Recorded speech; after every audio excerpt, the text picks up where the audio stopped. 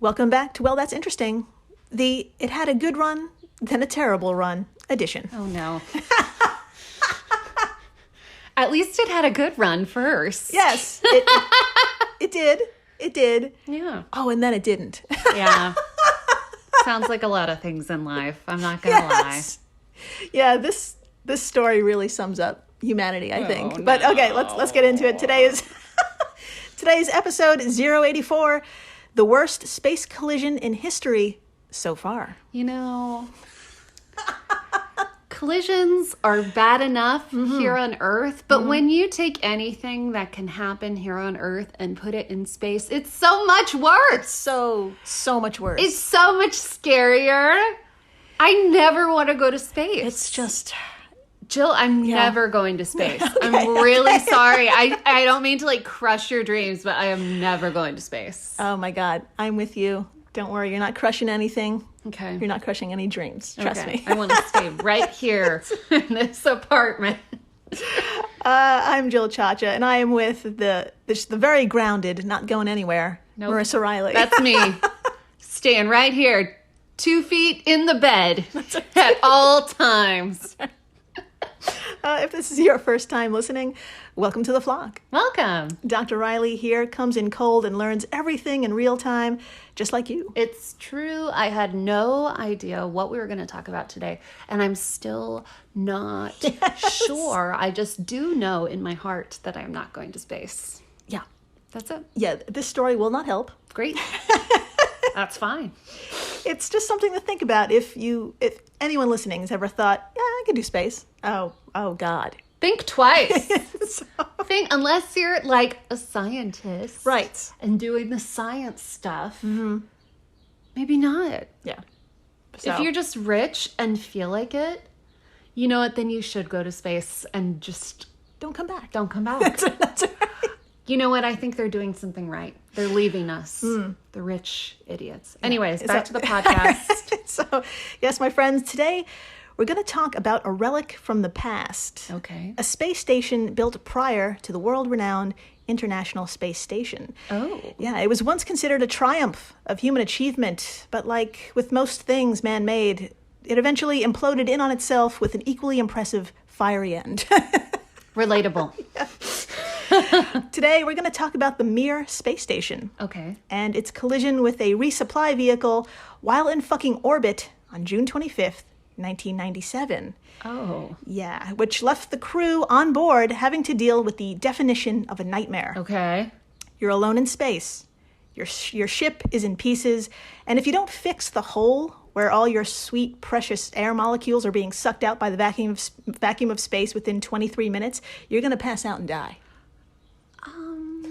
Yes. You know what's so interesting is this is a very crazy story. Yeah. I heard nothing about it. To be fair, I was 7, but I heard nothing about it. Was this on the news? I feel like this is the same year Princess Diana died, and that pretty much maybe. consumed all of the news for Yeah. 2 years max. At least. But like, I never heard about this. Yeah. And this sounds really interesting. Yeah, so join me, will you, on that day with those crew members as we run through their experience and how they survived. Okay. Yes, my friends, this is a survival story. Okay. I'm still not excited about space. It's a fucking crazy story, and we're going to live through it with them. All right. Let's do that today. Trauma bond.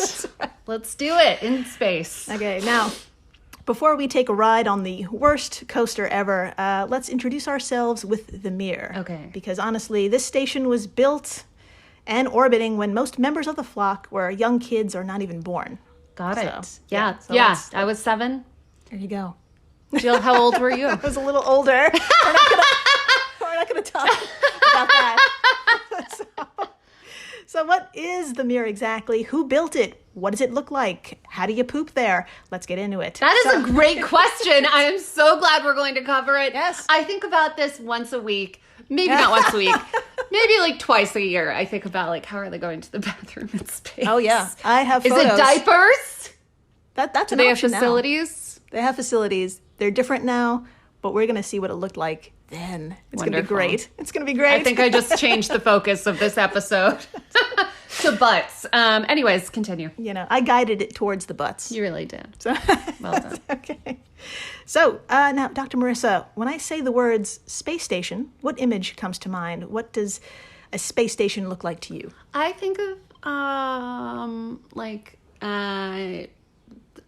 a big thing floating in space. It's usually kind of like a long tube with like a little kind of like a fan around the middle of it. Yeah.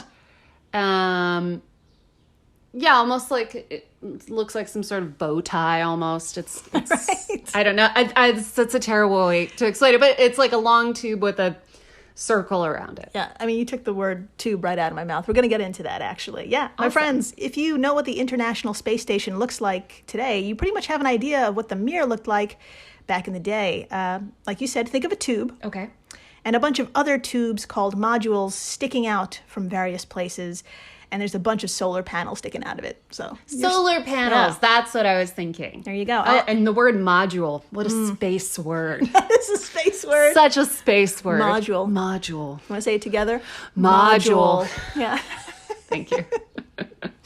So I actually have a picture of the Mir. Wonderful. Dr. Marissa, would you say that our description was pretty spot on? What do you say? Let's take a look. Yeah. Yeah, right? Yeah, definitely. This one's a little more chaotic than what I was picturing. That's a great word for today. That's a great word. Because when I think of it, I think of like pristine from like fancy movies, like these really nice, like super modern ones. Yeah. And obviously this is from the 90s, so it's a little chunkier. That's another great word for today. Yeah. So yeah, it's a big tube with another tube going through it, and then coming out from the tubes are these big panels, and it's a bit much, a bit cluttered. Oh my God, that's another great. You're hitting all the keywords. It's so cluttered. Fuck. Yeah, it looks like the ISS, but this chonky hero was built throughout the 1980s, specifically assembled while in orbit from 1986 to 1996. What a job. Yeah, and if you know how bulky phones were back in that day, then you can get an idea about the technology in this space station. Oh my God. Yeah.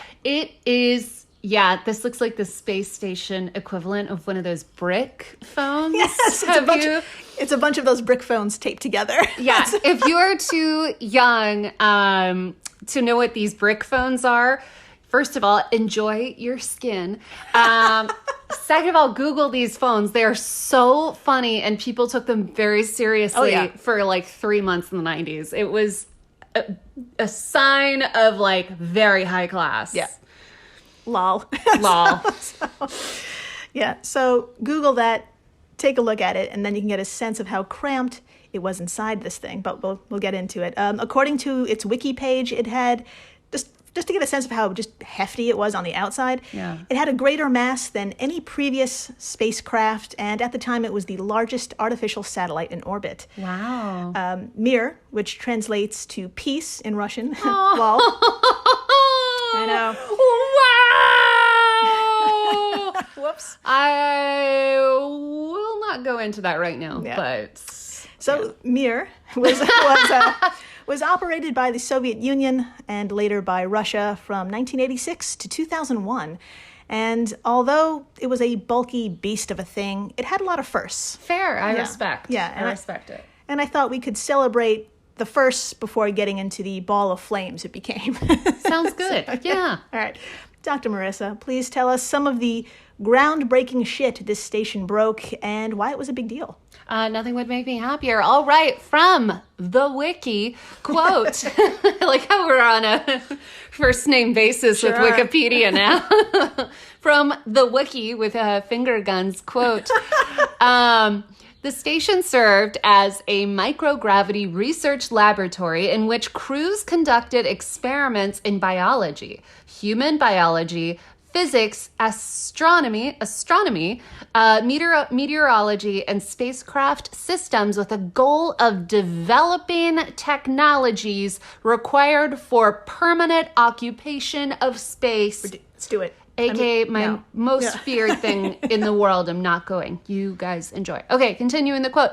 Mir was the first continuously inhabited long-term research station in orbit and held the record for the longest continuous human presence in space at 3,644 days until it was surpassed by the ISS. It still holds the record for the longest single human space flight, with Valery Polyakov spending 347 days and 18 hours on the station. Can you imagine? I can't. And I would imagine, but I don't want to think about it too hard. Anyways, continuing the quote, Inner Cosmos was a Soviet Union space exploration program which allowed members from countries allied with the Soviet Union to participate in crewed and uncrewed space exploration missions such as Syria, Bulgaria, and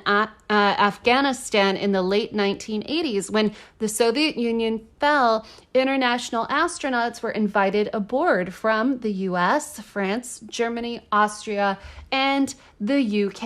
End quote. So sounds really cool. A lot of people went there. Yeah. Valerie stayed there for over a year. Just did not want to come back. No. Yeah. I feel like I'm happy for Valerie. I hope he returns. I hope someone returns his ashes there someday. It sounds like he enjoyed it. I like how I'm speaking for him. Maybe he hated it. I don't know. It's a long time. We're going to see some photos, and I can't imagine spending over 400 days in what we're about to see. Oh my God. God. But I mean, honestly, it's lovely. Everyone learned to play nice and work together eventually. So that was a big deal. But let's get to the fun stuff. The drama and mechanical breakdowns. Oh my God. I was reading your notes and I thought you said the mental breakdowns. And I was like, yes! Tell me about Valerie's mental breakdown. I imagine there were only like one or two of those, but I'm sure it happened. It had to. I mean, we're going to look at a photo of a guy's face and you can tell me if he had a breakdown or not. So. Oh my God. I can't wait. Oh my God. So let's get to it. Like, how do you poop in a cramped space station made in the 1980s and 90s? Yeah. And most importantly, how in the holy hell does a station built to last initially only 5 years hang on for 15? That's a good question. Yes, exactly. That's right. Way longer than its intended shelf life.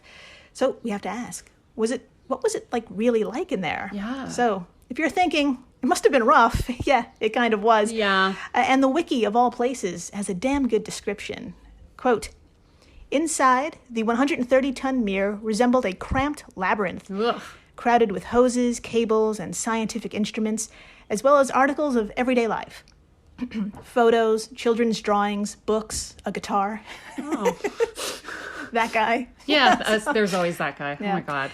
It commonly housed 3 crew members, but it would support as many as up to 6 for a month. Okay. Yeah. Okay. The station was designed to remain in orbit for around 5 years, but it stayed in orbit for 15. As a result, NASA astronaut John Blaha reported that Mir did look used. Ouch. Which is to be expected given it had been lived in for 10 to 11 years without being brought back home and cleaned. End quote. I didn't even think of that. Yeah. So obviously they had to clean it, but I don't know, man. Oh no! I think they did their best. Oh wow! Could you imagine going into an Airbnb after 11 years of people just coming and going? No. And hopefully they cleaned up after themselves. Oh my God. That's right. You can't shoot a cleaning service. No. You can't shoot a maid up there. Yeah. So, my God. You know what? Actually, I have 2 photos. Okay. Dr. Marissa, would you like to see some cramped Soviet 1980s space design that hadn't been cleaned in over a decade? I have 2 photos. I can't believe I'm going to say this, but I really do. I really want to see it. Now, sorry. The first shot is one end of the core module. Okay. Where all the other modules would dock and attach. So if so if you wanted to go into the next room, per se, which was another module, you have to pass through this really tiny circular pathways to get inside, but a lot of other shit too. Dr. Marissa, what do you see in this photo? I see a nightmare. We've looked at a lot of things on this podcast, and I really hate what I'm looking at right now. This is a big reason why I don't want to go to space, is the tiny spaces. Yes. So I'm looking at, just like, when you first look at this, it just looks like I'm staring at a pile of cords, and that's it. And I'm trying to understand, like, it's kind of like some sort of wall with a bunch of these little sort of circular hatches. Yeah.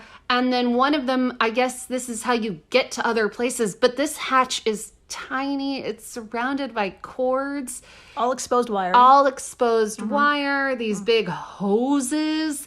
And it's not like in the movies where everything is perfect and either white or either black. It's like ugly 80s hospital green. Yes. And red tape. Why is there electrical tape here? It's duct taped together. It's so it's a space station duct taped together. And you don't have gravity, so if you hit your head on any of this crap, it's gonna really suck. It's gonna suck. It's a pile of crap. I mean, I'm glad it existed.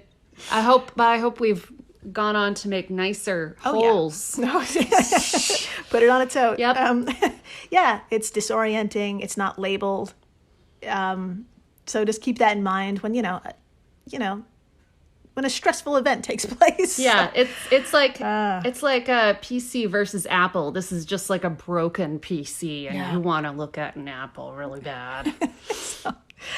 Here's my favorite photo. It happens to be cosmonaut Yuri Usachov with a 1,000-yard stare, surrounded by his kids' drawings and stains on the walls. Okay. That's what this is. Come on by our social media stuffs and take a look at Yuri's face. Yuri looks like Britney Spears at the end of the conservatory. What was it called? Yeah. At the end of her prison sentence. Yeah. It's just like dead eyes. Yes. And but he's doing what he loves, I guess, and he's got like all these pictures of his family on the wall, which is really cute. He's got a little vest on, and he's maintained his mustache, which That's true. I think is kind of amazing. Yeah. He was like, I'm not going to let living in a tin can in space keep me from being who I am. He is well groomed. Yeah. Yeah. I think that's what kept him together. The mustache. The He's mustache. Like, I'm going to be Tom together. Selleck in space. Space Selleck.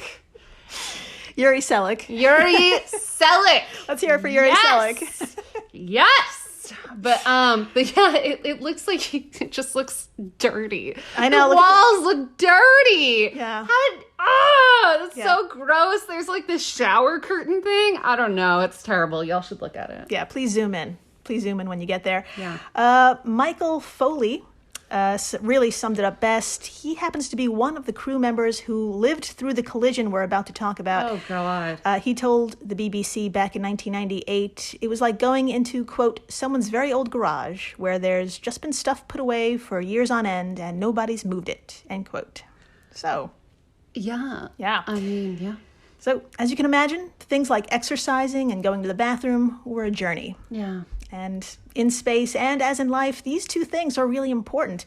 Exercising especially, since the most significant adverse effects of long-term weightlessness are muscle atrophy and skeletal deterioration. That's fair, yeah. Yeah. To avoid this, crew members used bungee cords to strap themselves to a treadmill. Wow. In all of this clutter, and had to run at least 3.1 miles a day. That's not bad. Yeah. On top of this, they had to buckle into a stationary bike and use that for another 6.2 miles or 10 kilometers. Nice.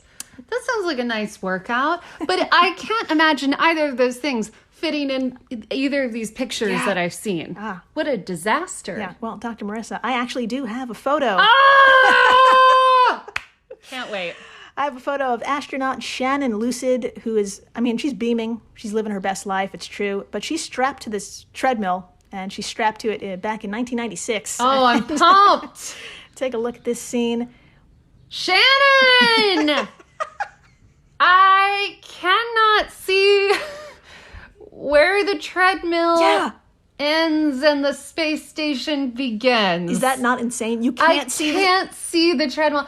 I see this awesome badass woman. Yeah. She's wearing this kind of harness thing, and behind her you see all of the chaos of this tiny space station. Crap is strapped to the wall. It looks like there's like outfit crap.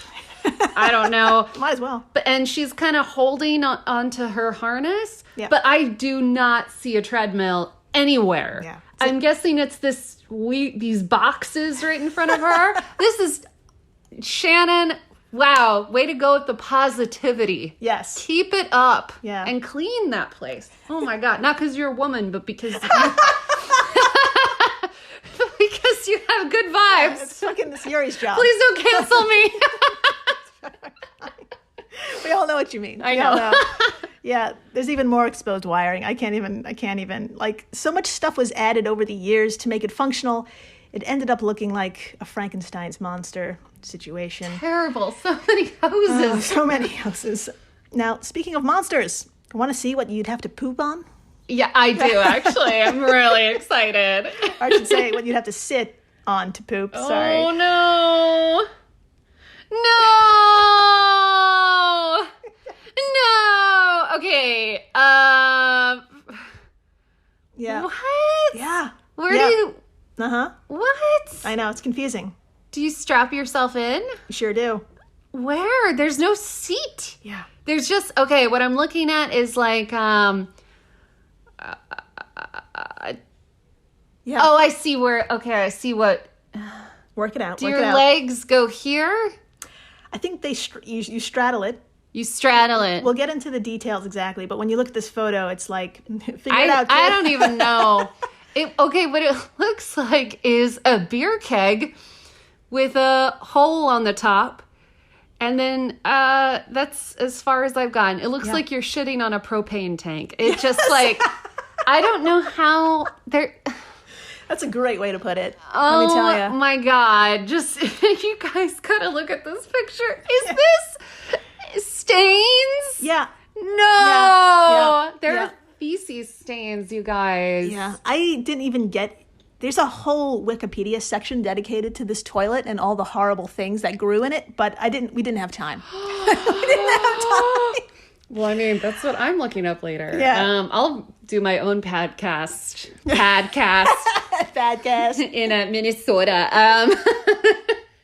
on this toilet, this propane tank toilet. Jesus.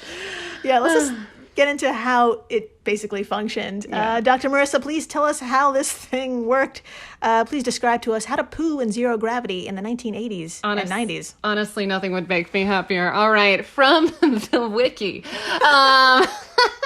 Quote, the user first fastened to the toilet. The user is first fastened to the toilet seat, which was equipped with a spring-loaded restraining bars to ensure a good seal. Gross.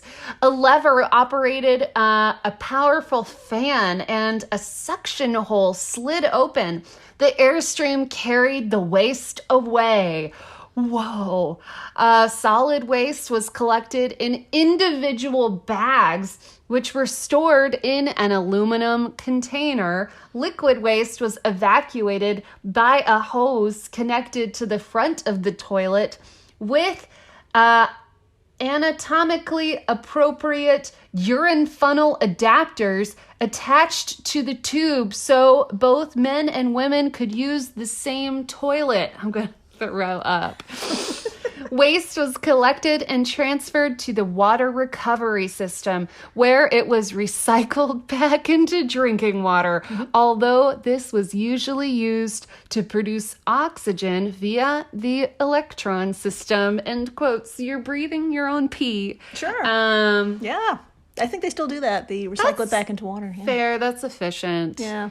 Good I trust for it them. now. I don't trust it back in 1986. No, for sure not. With the feces stains Yes. I saw on that toilet. Oh boy. Yeah. So my friends, all of this was just a smidge of the human experience aboard the aging Mir space station. Well, I should say the experience on a good day. Okay. By the time 1997 rolled around, our girl Mira was 11 years old, way past the 5-year expectancy rate. I can talk. And she was showing her age, beyond just stains and clutter. Honestly, the universe was providing signs, loud and clear, that it was time to retire this ship. Yeah. For example, according to the BBC article aptly called Mir, floating from one crisis to the next. Oh, dear. In February of 1997, an oxygen-generating canister, you guessed it, just burst into flames. No, not flames in space. Yes. It's terrible. It burned for about 14 minutes, which in these cramped quarters must have felt like years. Oh, God. And get this, the fire blocked the exit leading to one of 2 lifeboats to get off the goddamn station. The smoke was so thick, the crew, composed of 4 Russians, 1 American, and 1 German, they reported they could barely see around them, and they were seriously considering abandoning Mir, just stuffing themselves into 1 lifeboat. That would have been a nightmare. Yeah. But I also want to watch that show. So I don't know. Yeah. I don't know. So it sounds bad, and it was. Yeah. This fire actually made the record books, becoming the worst fire experienced on a spacecraft. Yeah, so, wow. Round of applause. Well done, Mir. Dr. Marissa, why don't you do the honors of telling us what happened next? What other signs from the universe were received but not heard? Let's hear them. All right. Continuing from the article, quote, 2 weeks later, a second main oxygen generator malfunctioned, forcing the crew to rely on backup canisters similar to the one which caused the fire. Though a month later, there were more problems with the spaceship's breathing apparatus when the main carbon dioxide removal system malfunctioned, forcing the crew to use the backup system. End quote. Just breathing. No big deal. Yeah. No big deal. Let's do the backup breathing. Jesus. Yeah. A fire, an explosion. A month later, something else fucking happened. So I think it's safe to say that this is a stressful work and living environment. Yeah. Well, good news. It's about to get a whole lot worse. Fun. Yeah. After the break, we've made it to the summer of love, June of 1997. Good times. That's right. The Mir is receiving a 7-ton module filled with supplies so the crew members can stay longer for some ungodly reason. Oh, God. But the universe had other ideas. Hold on to your butts. Shit's gonna get so wild. You know it. So please stay tuned. Please do.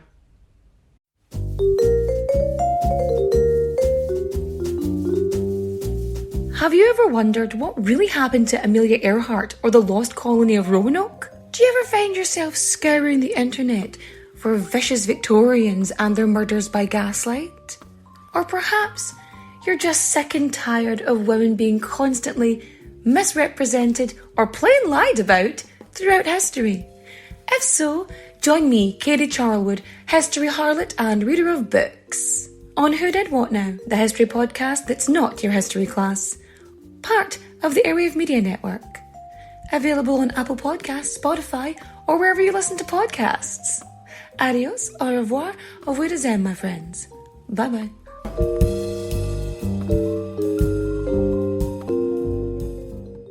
I'll be seeing you. We're the All Creatures Podcast. Each week, Angie and I explore and share amazing details about the many animals we share our world with. Plus, Chris and I are both PhD scientists and educators. So we do the deep dives in the scientific research and then come back and share what we learn in a fun and casual way. We also speak with other scientists, animal experts, activists, and many other conservation enthusiasts from all over the planet. So you can find the All Creatures Podcast wherever you get your podcasts. Hey everyone, Jill Chacha here from Well, That's Interesting, and I am absolutely thrilled to tell you about Spotify for podcasters. I use it, I love it, and it all started by downloading the free Spotify for Podcasters app, which has all the tools you need in one place to record and edit your masterpiece of a podcast. Spotify for Podcasters also distributes your show to all major platforms. So when you hit publish, Your episodes will stream not only on Spotify, but I'm talking about the Apples, the Googles, Stitcher, Good Pods, the other ones. You get the idea. And you can monetize your podcast with no minimum listenership required. You could also set up monthly subscriptions and record ads just like this one. So what are you waiting for? Download Spotify for Podcasters today and start changing the world. Oh, and please, stay interesting. And we're back. We are so back. We're so back. And my friends, if you ever wanted to learn how to dock a module full of supplies and goodies to a space station built in the 1980s, today's your day. Amazing. I didn't, but I'm very excited to hear about it. Everyone, congratulations. You're a cosmonaut or astronaut aboard the Mir. Okay. That includes you, Dr. Marissa. Okay, but only in theory. Only in theory. Theoretical Dr. Professor, astronaut. Very theoretical. Marissa yes, Riley. I'll be on Earth the entire time. Yes. Let's do this. So this cargo container full of supplies, this module, right, Okay. is currently just floating out there in space just a few meters away from the core module you're sitting in. Okay, easy enough. Now, it's your responsibility to fly that module over via remote control and dock it to your module. Cool. I'm going to fly the module. That's right. Think of it as like just sliding right in like a key into a lock. That's Nice. how it's supposed to work. Cool. Now, you're probably wondering what control panel you'll be using and what screen you'll be looking into just to make sure you could fly this thing safely into its proper location. Oh, you know I am. That's Is there right. a joystick? Is there a button? Mm-hmm. Do I wear those weird little gloves from Fun. Minority Report and go, no one can see me. There was some really great flailing. We've been flailing a lot. Okay, anyways. But yeah, how am I flying this sweet module? Okay, so everyone just imagine a screen and a control board, just the best materials you can think of. Just think of it. Put it right in your head right now. I see it. Now, I guarantee, whatever you just imagined to make this all work, it's nothing that what Vasily, his name is Vasily Sibliev. Sibliev? It's nothing like what Vasily had to use back in June of 1997. Oh no. I'm imagining like version 1 Pong. Yeah, pretty much. Dr. Marissa, would you like to see what fucking technology Vasily had to fucking work with to remotely control a massive shipping container hurtling towards the Mir? Would you like to see it? Fucking yes. Show right. it to me. Oh no. Oh no. Oh no. Yeah. Oh no. Are you okay? I know.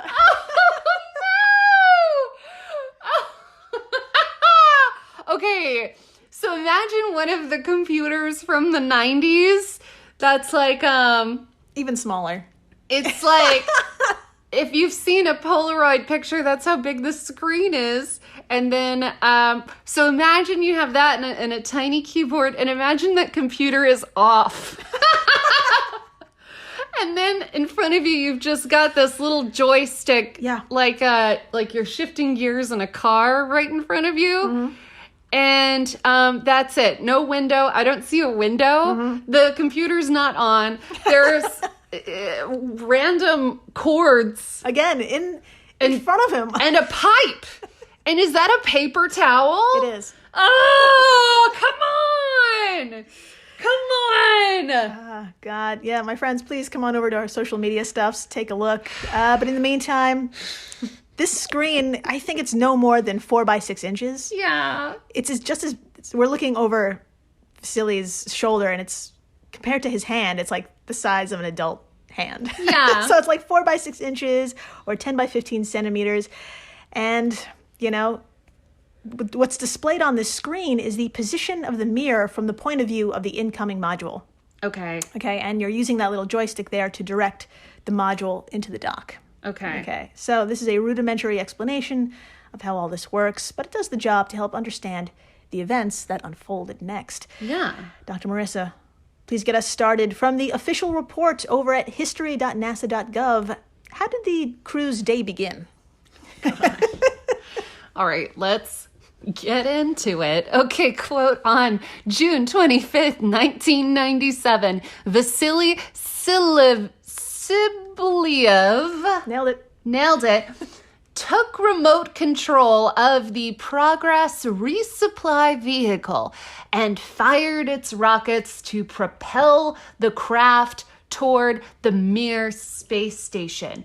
The Progress left its parking orbit and began moving rapidly toward the Mir. But on the video screen, it was difficult to make out the station, according to Sibliev. Sibliev's deficient perspective had a further limitation, according to astronaut Michael Foale, who was aboard. What Vasily was seeing on his screen was an image that didn't change in size very fast. Great. Awesome. Yep. That's the nature of using a TV screen to judge your speed and your distance. He couldn't accurately determine from the image on the screen that the speed was too high. Mm-hmm. End quote. It's because the screen sucks at this technology. I'm trying to think of like a better term other than like sucks. Yeah, that's the perfect word. Yeah, it just sucks. Our phones were big, our screens were very small. Yeah. So, that's right, my friends. Thanks to the gritty, tiny grayscale imagery, his perspective was off and he couldn't tell he was coming in way too fast. Oh, God. Now, by the time he realized this horrific mistake and fired the braking rockets, it was too late. Yeah. Fellow cosmonaut Alexander Lazutkin was also watching the little screen, and when he too realized what was happening, he screamed in Russian, "Michael, get in the escape ship." Oh my God, no! Yeah. That's the last thing you want to hear. Yeah, I know. Alexander later described what the rogue module called Progress looked like as he watched through a goddamn window as it hurtled towards Mir. It looked, quote, full of menace, like a shark. I watched this black body, covered in spots, sliding past below me. At that point, there was a great thump, and the whole station shook. Jesus. End quote. Yeah. So. At least he got out. Yes, eventually, yes, they did. At the very least. Yeah, I know. He had a fucking window view. What's the poor son of a bitch? Oh, yeah. Jeez. So, here's the good news. Okay, by chance, Progress didn't hit the module they were in. Mm-hmm. Okay, here's the fucking bad news. It hit an adjoining module called Spectre. Okay. Which was super fucking important, and we'll get into it. Okay. First, we need to deal with some serious shit. And honestly, I gotta say, there was no way in hell my retelling of this crew's story and how they dealt with the air leak, my story could not do it justice at all. So, yes, there was an air leak thanks to the Terra Inspector. So, we're going to go right to the source. I'm going to play a 4-minute video of astronaut Michael Foale telling the tale of how they scrambled to seal the leak. Oh, my God. Yeah. Oh! Yeah. Oh, my God. So, if any member of the flock wants to watch, and you totally should because there's actually recorded footage of what happened. Oh, my God. Yeah. Search BBC Mir spacecraft worst collision in history of space flight, and the article should pop right up. Dr. Marissa, are you ready? No. But I will watch it. And yeah, I'm pumped. Let's do it. Yeah. So feel free to pause and say, what you're thinking if you want to talk about anything. Let me pull it up right here. There's very dramatic music in the beginning. Ooh, fun. So Michael Foale, or Michael Foale, I should have learned how to say your name. Take it away. Okay. All right, here we go. Let's do it. Great music. Mm-hmm. Very intense. Not that cheesy. I was expecting cheesier.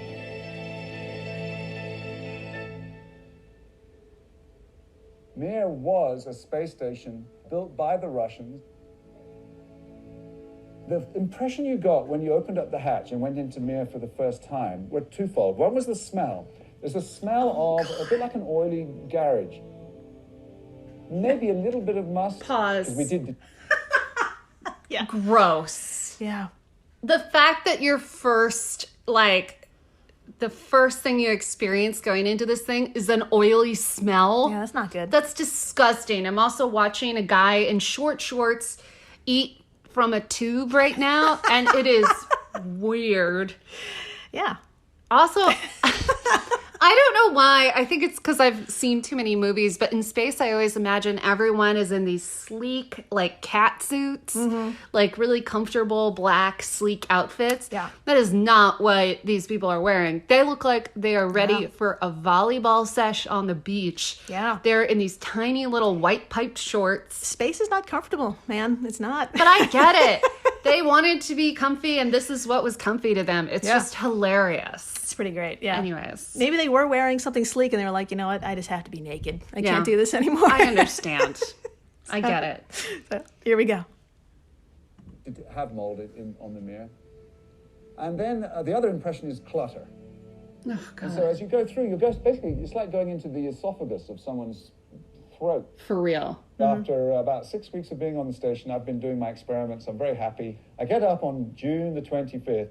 Vasily Tsiblev, the commander, and Alexander Lazutkin, the flight engineer, had been using radio control equipment to fly a cargo ship called Progress that weighs about 7 tons into the Mir station using a TV looking at the station. Ugh, so dumb. As I look at Vasily's TV The screen... The screen is just terrible. It's so small. You could barely see anything on it. We got to see it. Yeah. But, awful. Keep playing.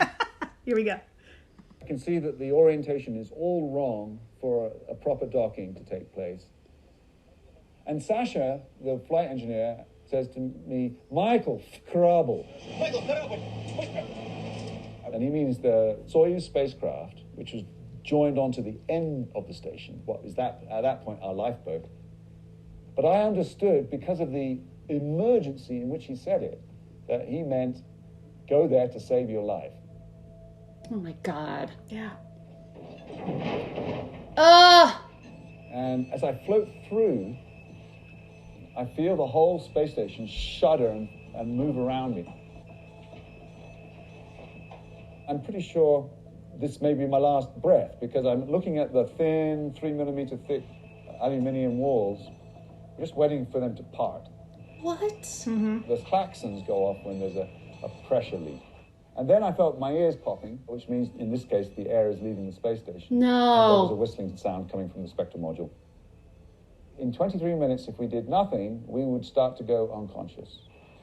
Sasha comes to me and just doesn't say a word. He just feverishly starts trying to remove cables leading into the spectral module. Sasha looked around for a large hatch that could be put in place, and we just put it on, and as it went on, it kind of went and sucked in. But then, because the station had been hit by the Progress, we were now tumbling and rolling. And at that point, the solar arrays had no electric power, and the batteries were giving out. There wasn't a fan running, none of the carbon dioxide removal was working, no Every oxygen bad thing. regeneration, and no communications with Moscow or anybody else. It was a totally dead station.